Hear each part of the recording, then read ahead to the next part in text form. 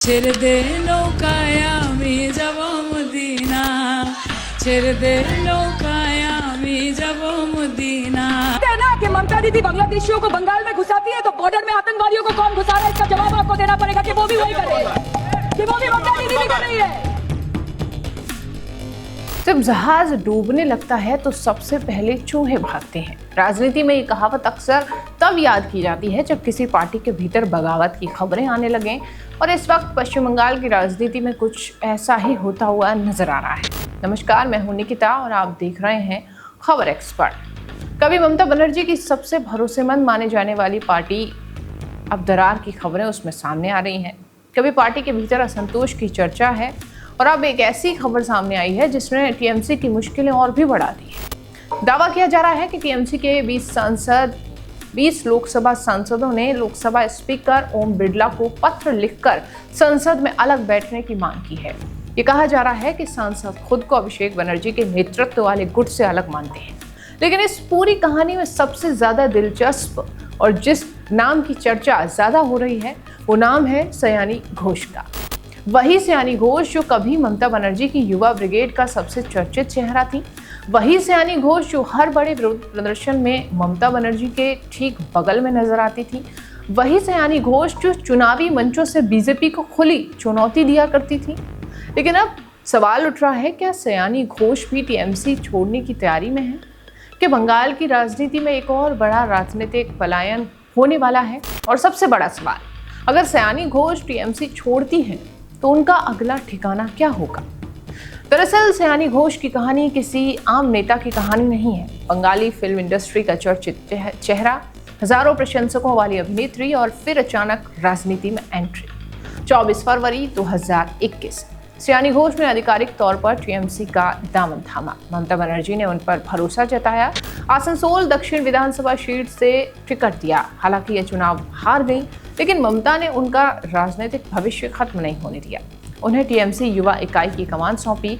यहीं से साफ हो गया कि पार्टी उन्हें सिर्फ एक स्टार प्रचारक नहीं बल्कि भविष्य के बड़े चेहरे के तौर पर तैयारी कर रही है। फिर आया लोकसभा चुनाव।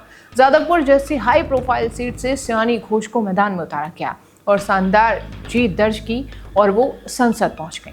यानी जिस नेता को टीएमसी ने राजनीति में पहचान दी, जिसे संगठन में जगह दी, जिसे संसद तक पहुंचाया गया, आज उसी नेता का नाम बगावत की खबरों में लिया जा रहा है। हालांकि अभी तक सयानी घोष की तरफ से कोई भी आधिकारिक बयान नहीं दिया गया है और ना ही टीएमसी छोड़ने की उन्होंने कोई बात कही है, न बीजेपी में उन्होंने शामिल होने की पुष्टि की है और न ही किसी नए राजनीतिक सफर का संकेत दिया है। लेकिन राजनीतिक गलियारों में अटकलों का बाजार अभी भी गर्म है। वजह ये है कि कहा जा रहा है कि टीएमसी के भीतर सिर्फ एक दो नेताओं की नाराजगी नहीं है, बल्कि पार्टी के कई सांसद अभिषेक बनर्जी की कार्यशैली से असहज बताए जा रहे हैं। यही बड़ी वजह है कि बागी सांसदों की चर्चाओं ने दिल्ली से लेकर कोलकाता तक सियासी हलचल बढ़ा दी है। और सवाल उठता है कि अगर सयानी घोष टीएमसी छोड़ती हैं तो क्या बीजेपी उनका अगला ठिकाना हो सकती है? सच्चाई ये है कि अभी तक बीजेपी की ओर से उन्हें कोई भी आधिकारिक ऑफर मिलने की पुष्टि नहीं की गई है, ना ही कोई पद, ना कोई टिकट, ना ही कोई जिम्मेदारी। कम से कम सार्वजनिक रूप से ऐसा कुछ तो सामने नहीं आया है। लेकिन अगर राजनीतिक संभावनाओं का खेल है, अगर कोई बात बड़ा नेता पार्टी बदलने की करता है तो उसके पीछे राजनीतिक भविष्य, संगठन में भूमिका और सत्ता के समीकरण जैसे कई कारण होते हैं। यही वजह है कि सयानी घोष को लेकर भी तरह तरह की चर्चाएं चल रही हैं।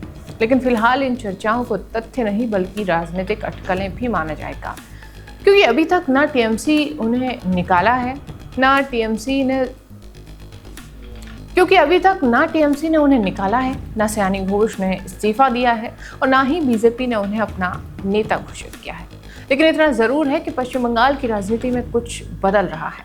कभी ममता बनर्जी के इर्द गिर्द एकजुट दिखने वाली पार्टी अब सवालों के घेरे में है। कभी अभेद दिखाने वाली संगठन अब अंदरूनी मतभेदों की खबरों से घिरा दिखने लगा है। और अगर ये घटनाक्रम आगे बढ़ते हैं तो आने वाले दिनों में बंगाल की राजनीति में कई बड़े चेहरे अपनी राजनीतिक जमीनें बदलते हुए दिखाई देंगे। फिलहाल नजरें सबकी सयानी घोष पर हैं, क्योंकि राजनीति में अक्सर सबसे बड़ा सवाल यही नहीं होता कि कौन नाराज है, बल्कि ये होता है कि नाराज नेता आखिर जाएगा कहाँ। इस खबर पर आपकी क्या राय है, हमें कमेंट बॉक्स में ज़रूर लिखें। तब तक देखते रहिए मेरे यानी निकिता के साथ खबर एक्सपर्ट। धन्यवाद।